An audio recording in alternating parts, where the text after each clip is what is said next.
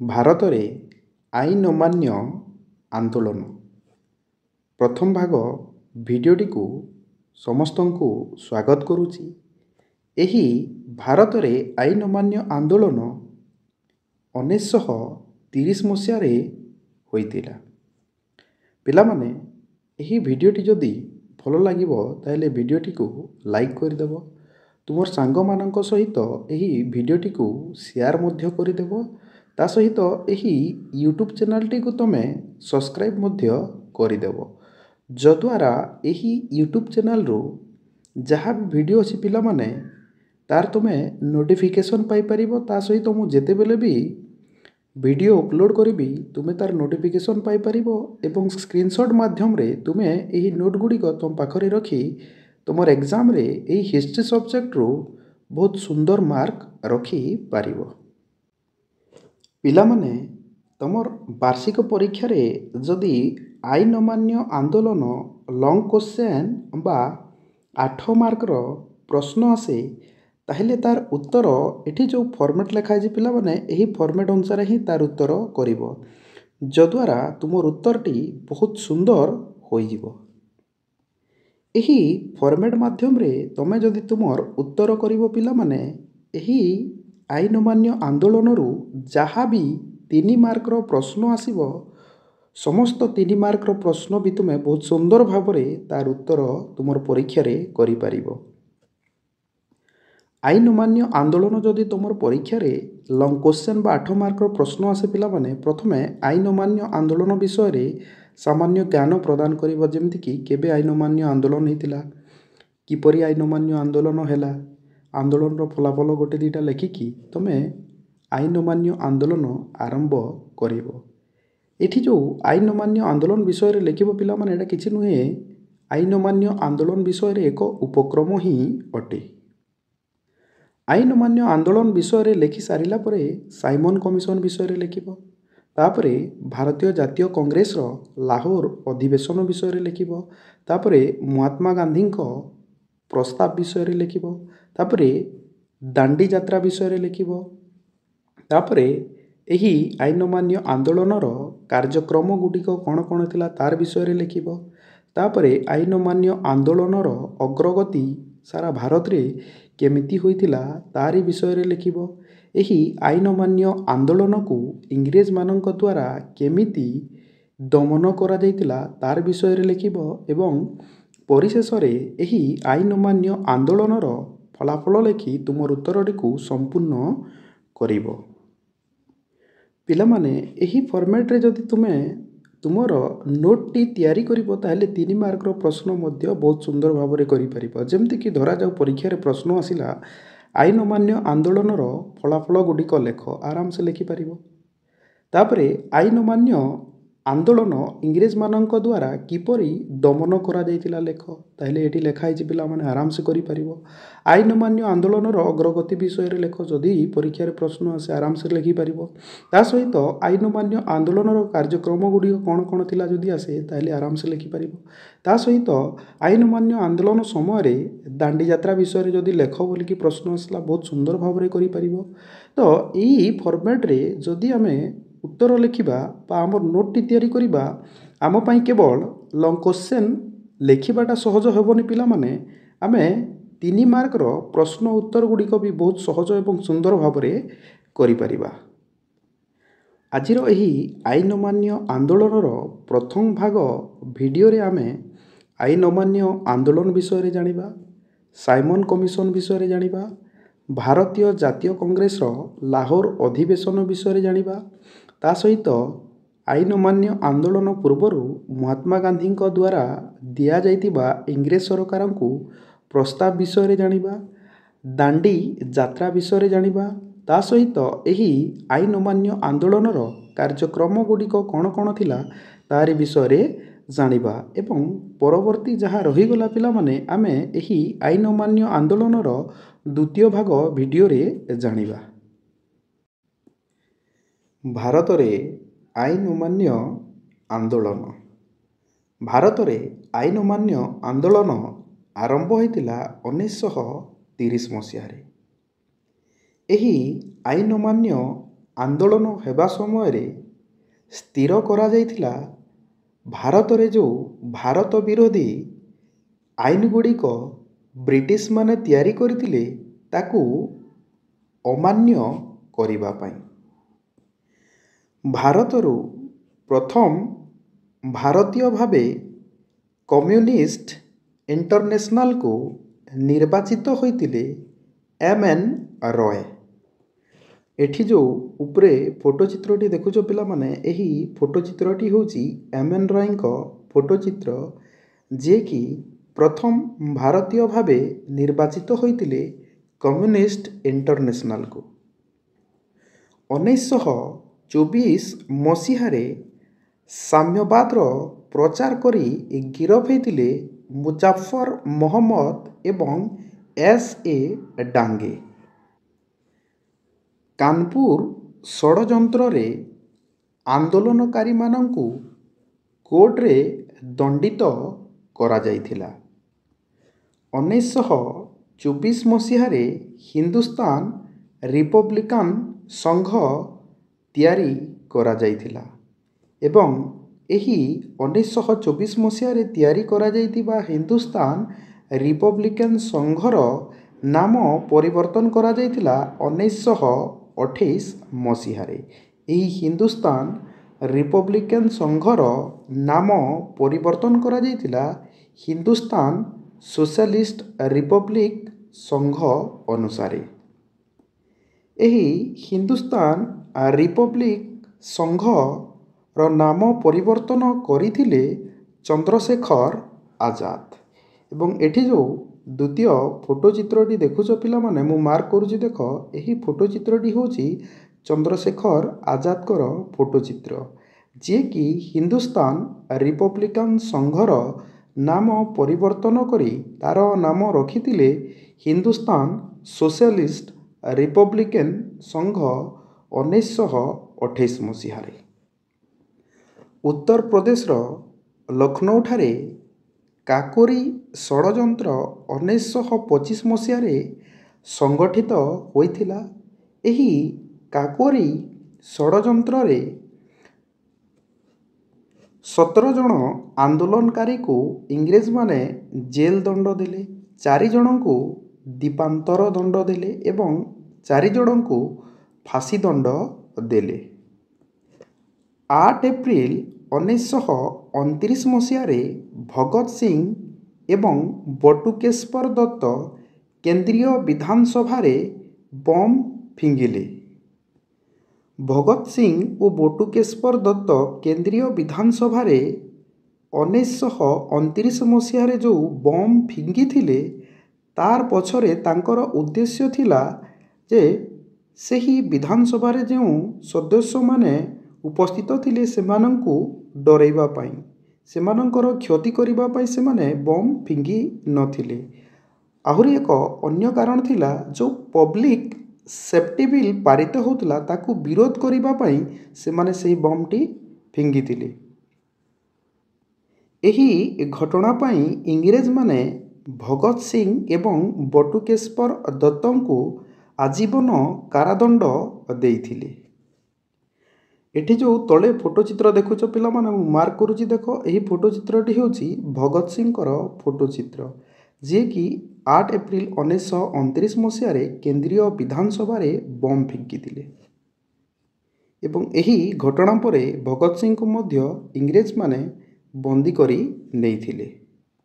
ଠିକ୍ ଏହି ସମୟରେ ବଙ୍ଗରେ ସୂର୍ଯ୍ୟ ସେନ ଉଗ୍ର ଜାତୀୟତାବାଦ ଆରମ୍ଭ କରିଦେଇଥିଲେ। ଏଠି ଯେଉଁ ଫଟୋଚିତ୍ରଟି ଦେଖୁଛ ପିଲାମାନେ, ମୁଁ ମାର୍କ କରୁଛି ଦେଖ, ଏହି ଫଟୋଚିତ୍ରଟି ହେଉଛି ସୂର୍ଯ୍ୟ ସେନଙ୍କ ଫଟୋଚିତ୍ର। ଏହି ସୂର୍ଯ୍ୟ ସେନ ବଙ୍ଗରେ ଉଗ୍ର ଜାତୀୟତାବାଦ ଆରମ୍ଭ କରିଦେଇଥିଲେ ଏବଂ ଏହି ସମସ୍ତ ଘଟଣା ଗୁଡ଼ିକ ଭାରତରେ ଆଇନ ଅମାନ୍ୟ ଆନ୍ଦୋଳନ କରିବା ପାଇଁ ପଥ ପରିଷ୍କାର କରିଦେଇଥିଲା। Simon commission.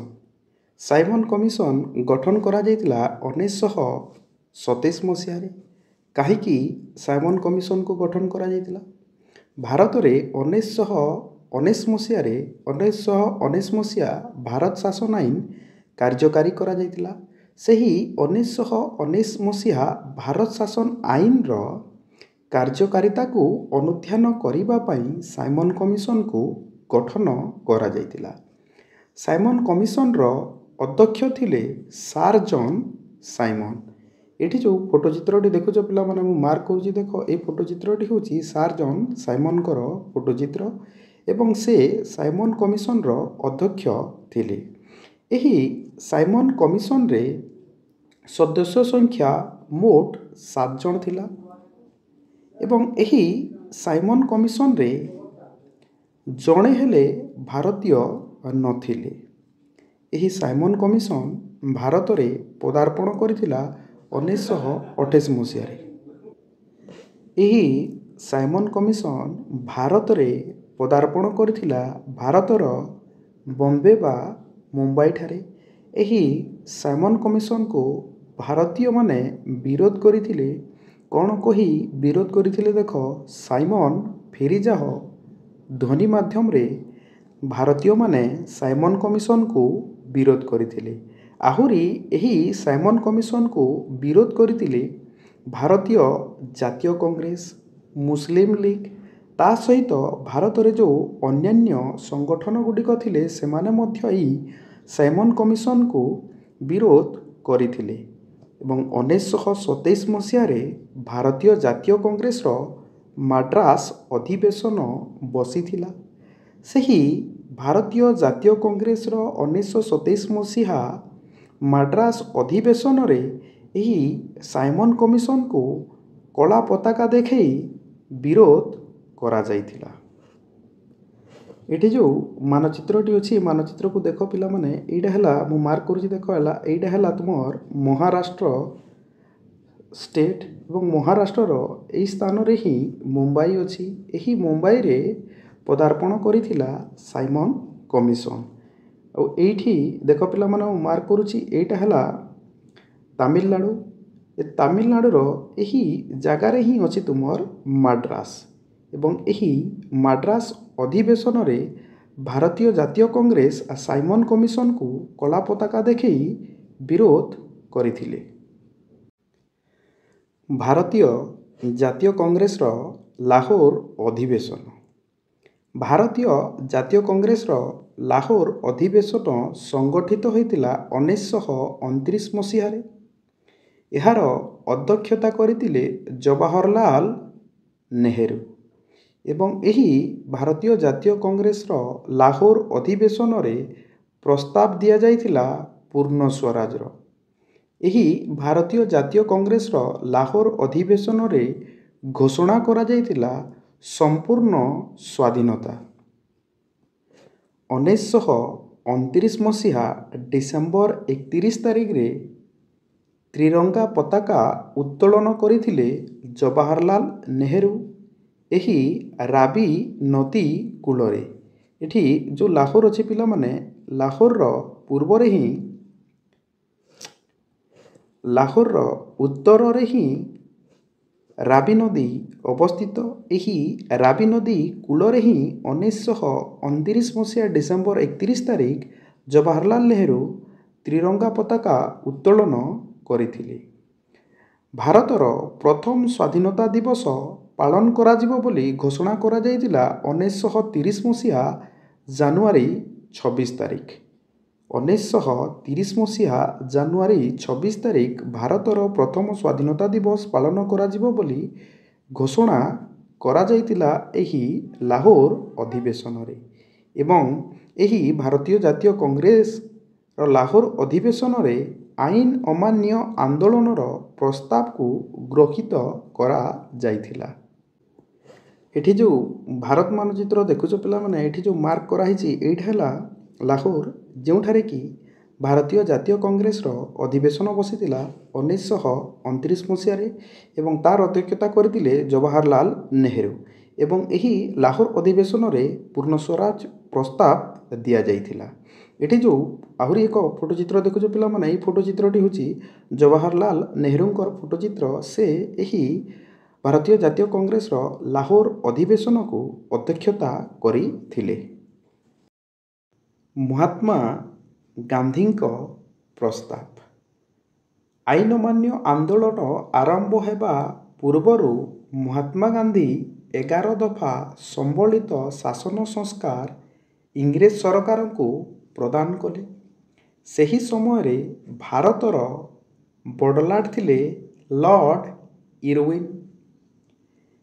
ଏହି ମହାତ୍ମା ଗାନ୍ଧୀଙ୍କର ପ୍ରସ୍ତାବକୁ ଲର୍ଡ଼ ଇରୱିନ୍ ଗ୍ରହଣ କଲେ ନାହିଁ। ତେଣୁକରି ବାଧ୍ୟ ହୋଇ ମହାତ୍ମା ଗାନ୍ଧୀ ଆଇନ ଅମାନ୍ୟ ଆନ୍ଦୋଳନ ଭାରତରେ ଆରମ୍ଭ କଲେ 1930 ମସିହାରେ। ଏଠି ଯେଉଁ ଫଟୋ ଚିତ୍ରଟି ଦେଖୁଛ ପିଲାମାନେ, ଏହି ଫଟୋ ଚିତ୍ରଟି ହେଉଛି ଲର୍ଡ଼ ଇରୱିନ୍ଙ୍କ ଫଟୋ ଚିତ୍ର।